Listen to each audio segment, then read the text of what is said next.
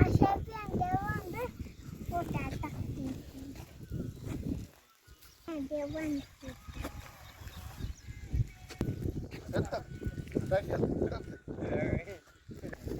तिकडे तोंड कर